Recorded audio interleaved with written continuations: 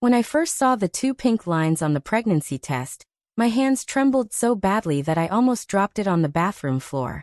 My heart pounded against my ribs as 1,000 thoughts rushed into my mind. I was only 23, still trying to build my career, still figuring out who I was. And yet, when I imagined telling Daniel, my boyfriend of 3 years, a small smile crept onto my lips. Daniel wasn't perfect. Nobody is, but I loved him deeply. We had been together since college, and I believed we had survived the rough patches, the financial struggles, the long nights of arguing about the future. I thought this pregnancy, though unexpected, would bind us together even more. I imagined him holding my hand, pulling me into a hug, promising me that no matter what, we would figure this out as a team. When I told him that night, his reaction wasn't exactly what I had dreamed of, but I brushed it aside. He stared at me for a long time before speaking. "You're pregnant? Are you sure?" His voice was low, almost cautious. "Yes," I whispered, biting my lip nervously. "I took 3 tests. All positive." He leaned back against the couch, his eyes flickering with something I couldn't quite read. "Wow. Okay. That's big. Big," I repeated, my throat tightening. He forced a smile, reached for my hand, and squeezed it gently. "I mean, it's huge news. I'm just processing it. But hey, don't worry. I'll be here." Those words gave me a fragile comfort. I clung to them. I wanted so badly to believe him. But in the weeks that followed, Daniel started to change. At first, it was subtle. He'd cancel plans at the last minute, claiming work emergencies. He started working late more often, and when I asked him about it, he snapped, saying he was doing it for our future. I told myself it was just stress. He wasn't ready to be a father, and maybe he just needed time. But the distance grew. He stopped checking in on me during the day. He ignored my texts for hours, sometimes days. When I confronted him, he brushed me off. "Sophia, you're hormonal. You're overthinking everything." I cried myself to sleep more nights than I could count, clutching my growing belly, whispering apologies to the baby inside me for not giving them the kind of father they deserved. And then came the night that changed everything. I was scrolling through Instagram when I saw a story posted by one of Daniel's friends. They were out at a rooftop bar, celebrating something. The camera panned across the table, and there, sitting beside Daniel, was a woman I had never seen before. She had long, sleek hair, flawless makeup, and she was leaning into him as if they'd known each other forever. I froze, staring at the screen, my stomach twisting. I told myself it could mean nothing. She could just be a friend. But my gut screamed otherwise. The next day, I decided to follow him. It wasn't something I ever thought I would do. I always believed trust was the foundation of any relationship. But my instincts had never been this loud, this insistent. Daniel left his apartment around 7 p.m., dressed sharply in a navy blazer and jeans, smelling faintly of the cologne I had bought him last Christmas. I stayed far behind, my heart hammering against my chest. He drove across town to a restaurant I knew well, an intimate Italian place where he had once taken me on our first anniversary. My hands clenched into fists as I watched him walk inside. I waited 5 minutes before following. The hostess smiled politely as I entered, but I shook my head, scanning the tables. And there he was. Daniel sat in the corner booth, his hand resting casually on top of hers. The woman from Instagram. She was laughing at something he said, tilting her head in that flirtatious way that made my stomach burn with rage. I stood frozen for a moment, my breath caught in my throat. Then, before I could stop myself, I marched toward their table. "Daniel," I said, my voice trembling but loud enough for both of them to hear. He looked up, and the color drained from his face. "Sophia?" The woman's smile faded as she glanced between us. "Who's this?" "I'm his girlfriend," I snapped, my voice shaking with fury. "The one who's carrying his child." The entire restaurant seemed to go silent. Daniel stammered, his mouth opening and closing like a fish gasping for air. "Sophia, listen, it's not what it looks like." "Not what it looks like." I cut him off, my voice rising. Tears blurred my vision, but I refused to let them fall. "You've been lying to me. While I'm at home, sick and exhausted, carrying your baby, you're out here whining and dining someone else." The woman, Emily as I later learned, pushed back her chair, her face pale. "You didn't tell me you had a girlfriend. And a baby on the way." She glared at him before grabbing her purse and storming out. I stood there, breathing hard, my chest aching.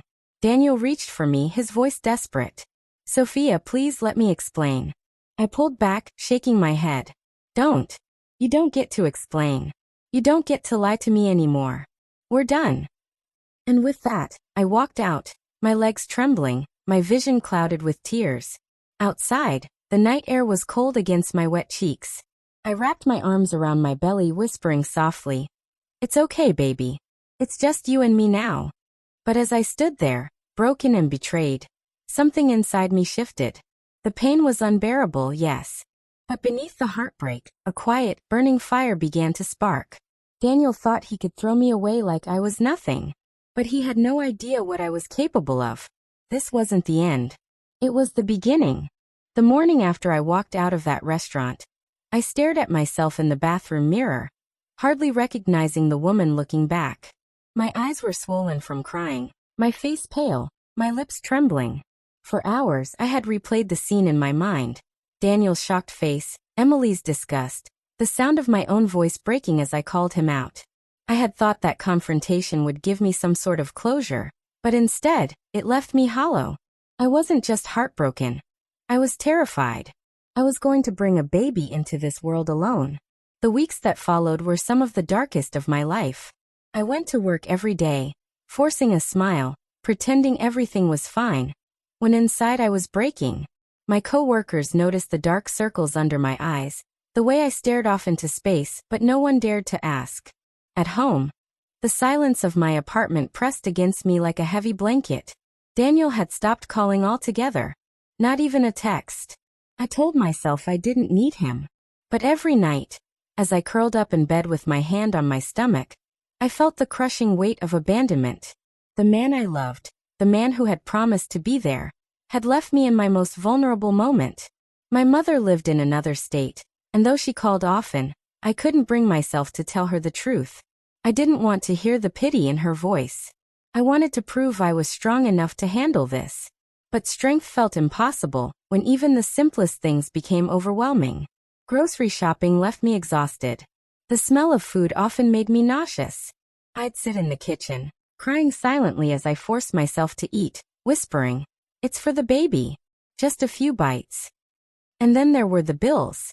Daniel had once pitched in for rent and groceries, but now, with him gone, the weight fell entirely on me. I cut back on everything. No more takeout, no more new clothes, no more Friday night movies. Still, every month was a struggle to keep the lights on. Meanwhile, Daniel didn't even try to hide his new relationship. One evening, as I scrolled through social media, I saw a photo of him and Emily at a concert, smiling, arms wrapped around each other. His hand rested on her hip in the same way it had once rested on mine. My chest tightened until I could barely breathe. The comments made it worse. "Cutest couple ever. You two are perfect together." Finally, Daniel found the right girl. The right girl. I wanted to scream at the screen. To tell them all that I was carrying his child while he played the part of the doting boyfriend to someone else. But instead, I threw my phone across the bed and sobbed until my head ached. That night, something inside me broke. And something else began to form. I couldn't let myself drown in pain anymore. My baby didn't deserve a mother who was too weak to fight. If Daniel had chosen to abandon us, then fine. I would survive without him. No, I would do more than survive. I would rise. The shift didn't happen overnight, but slowly, I began to take control. I created a budget, mapping out every dollar I earned and spent. I picked up extra freelance work on the weekends, even when my body begged for rest. I forced myself to eat healthier, to take walks, to attend prenatal appointments alone. It wasn't easy. There were still nights I cried myself to sleep. But there was also a new determination building inside me. Around this time, I joined a support group for expectant single mothers. At first, I was hesitant. I didn't want to sit in a circle and pour out my pain to strangers. But when I finally attended, I was shocked at how much lighter I felt. There were women just like me, abandoned, betrayed, scared. Some were younger, some older, some with 2 kids already. but all of them carried the same quiet strength. Listening to their stories reminded me I wasn't alone. And then there was Rachel, a woman in her 30s with fiery red hair and a laugh that could light up a room.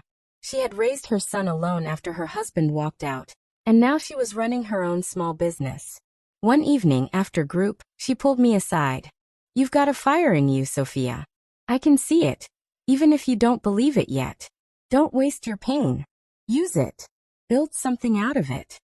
Her words stayed with me. I started writing in a journal every night, pouring out my anger, my heartbreak, my fears.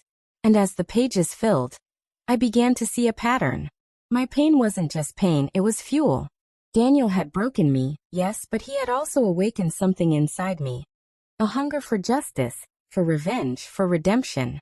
One evening, while paying bills online, curiosity pushed me toward Daniel's business page. He had always bragged about his new startup, about the deals he was making, the money he was pulling in. I never cared much before. But now I looked closer. The numbers didn't add up. Posts on social media boasted about big clients, but the company website was outdated and sloppy. Reviews were suspiciously vague, almost fake. I remembered late-night calls where he muttered about moving things around and quick fixes. My gut told me something was off. That night, as I lay in bed, my hand resting on my belly, I whispered to my baby, "Don't worry, little one. Mommy's got a plan." I didn't know how yet, but I knew this. Daniel wasn't just going to walk away free while I struggled to survive. He thought he could cheat, abandon, and move on without consequences. But he was wrong. This wasn't just my struggle anymore. It was the start of something bigger. Something that would make him regret ever crossing me. The more I thought about Daniel, the less I cried and the more I burned. He had left me to struggle while flaunting his new romance, but I refused to let him walk away untouched. One night, I sat at my small dining table with my laptop open, a stack of unpaid bills beside me, and started digging. I remembered all the little things Daniel used to say when he thought I wasn't paying attention. Phrases like, "It's just paperwork, nobody checks that stuff," or "Everyone bends the rules in business." Back then, I shrugged it off as arrogance. Now it sounded like evidence. I began searching his company online. His website was barely functional, with flashy claims of international clients but no proof. Reviews on business forums seemed fake, written in the same tone. Even stranger, his registered business address led to a rundown office that didn't match the image he portrayed. My instincts told me there was more. I reached out to a friend from my support group, Rachel, the woman who had built her life from scratch after her husband abandoned her. She worked in accounting and knew how to spot red flags. After hearing my story, she leaned forward with a smirk. "Sophia, men like Daniel always think they're smarter than everyone else. But arrogance leaves a trail. Show me what you've got." I handed her screenshots, emails, and details I remembered. Within days, Rachel confirmed my suspicions. Daniel was cooking the books. Fake invoices, shell clients, money moving in and out with no clear origin. It wasn't just sloppy, it was criminal. I felt a rush of adrenaline. Here I was carrying his child, barely surviving, and he was out there playing rich businessman with dirty money. But then something unexpected happened. Emily reached out to me. At first, I ignored her messages. Why would I talk to the woman he cheated with? But she was persistent. Finally, I agreed to meet her at a small cafe across town. When she walked in, she looked different. Less glamorous than the night I saw her at the restaurant, more real. She sat across from me, fidgeting with her coffee cup. "I didn't know," she said quickly. "I swear, Sophia. He told me he was single. When I found out about you, about the baby, I was furious. I left him. But I also found out he's been lying to me too." My eyes narrowed. "Lying how?" She hesitated, then pulled out her phone and showed me messages. Daniel wasn't just seeing her. He had been texting another woman too. Promises, flirty photos, late-night calls. "He's a serial liar," Emily said bitterly. "I feel stupid for falling for it. But if you're planning to take him down, I want in." For a moment, I just stared at her. Teaming up with the woman who once sat across from him, holding his hand, felt almost impossible. But as I looked into her eyes, I realized she wasn't my enemy. Daniel was. We exchanged information, and for the first time since my world collapsed, I felt something new: control. Together, Emily and I started piecing things together. She had access to photos, receipts, and conversations. I had his financial inconsistencies. Rachel guided us, teaching us how to organize evidence without leaving a trace back to us. The more we uncovered, the more dangerous it looked for Daniel. Not only was he cheating, but his business empire was a house of cards. One evening, Emily looked at me across the table as we spread documents around. "What do you want out of this, Sophia? Revenge? Or justice?" I thought about it, my hand instinctively resting on my belly. "Both," I said quietly. "I want him to feel the emptiness he left me with. I want him to lose everything he values, just like he made me lose him." Emily nodded slowly. "Then let's make sure he does." That night, as I tucked myself into bed, I felt my baby kick for the first time. Tears welled in my eyes. But this time they weren't only from sadness.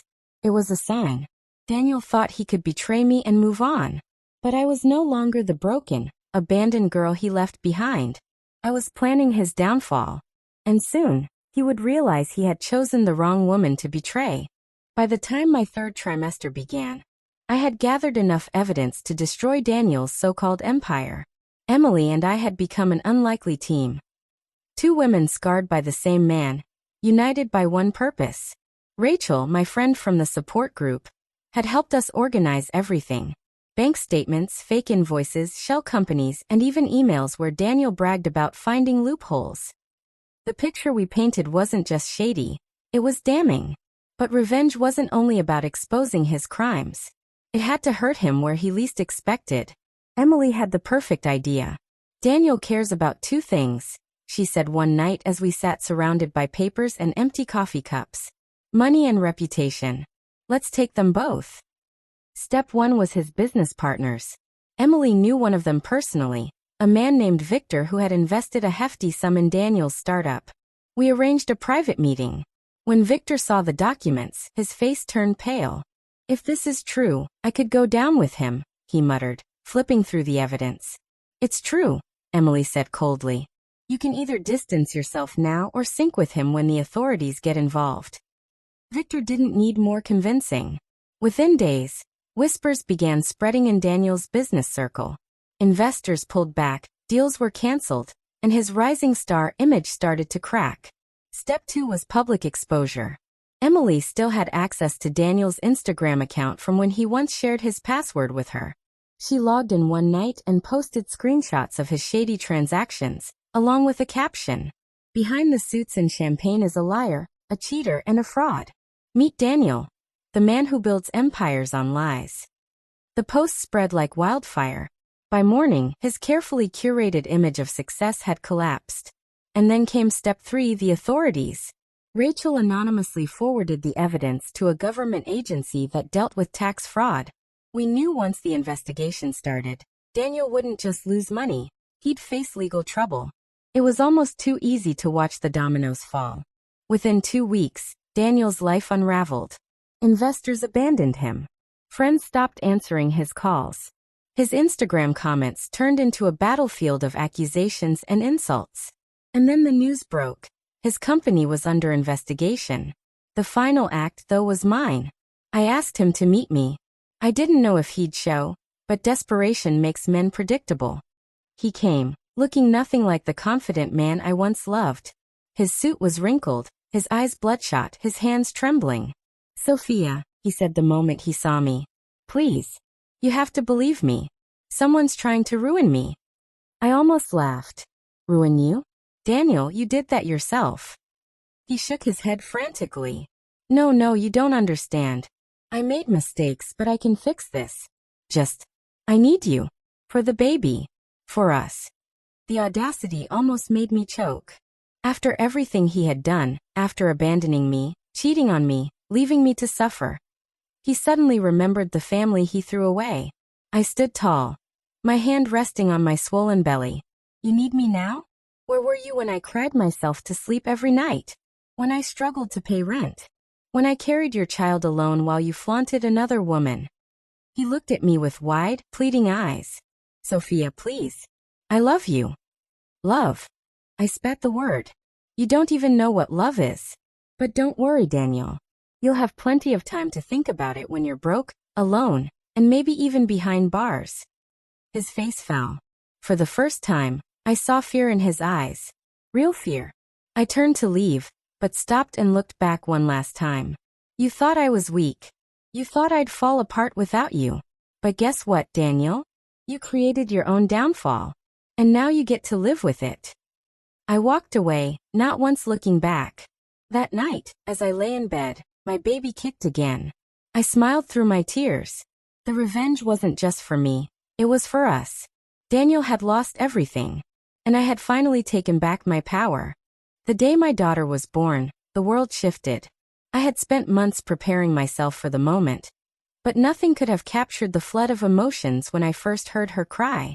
Tears rolled down my cheeks as the nurse placed her tiny, wrinkled body on my chest. Her fists flailed, her eyes squeezed shut, her presence so fragile yet so powerful. Hi, baby girl. I whispered, my voice trembling. It's just you and me now.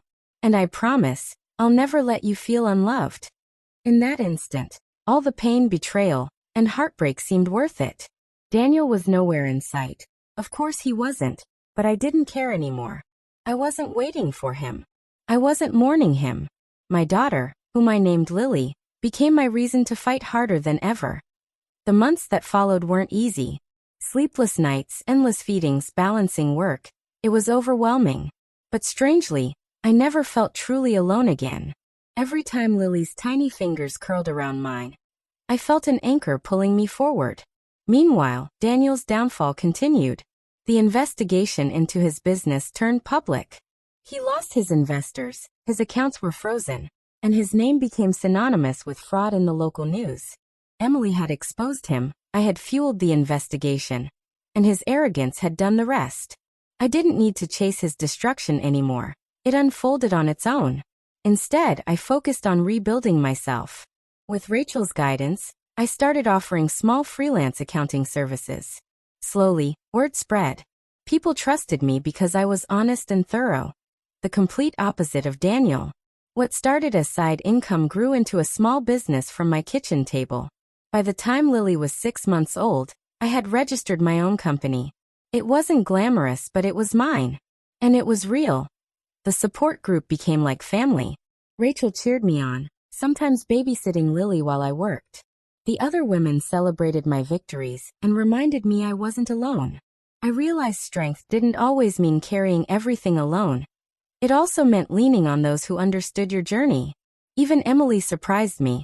After everything, we stayed in touch. She had been hurt by Daniel too, but instead of staying bitter, she decided to move forward. Sometimes she visited Lily, bringing small gifts or just sitting with me over coffee. Strange as it was, I found a strange comfort in her presence. We were both proof that Daniel hadn't broken us. He had only freed us. One afternoon, months later, I received a knock at my door.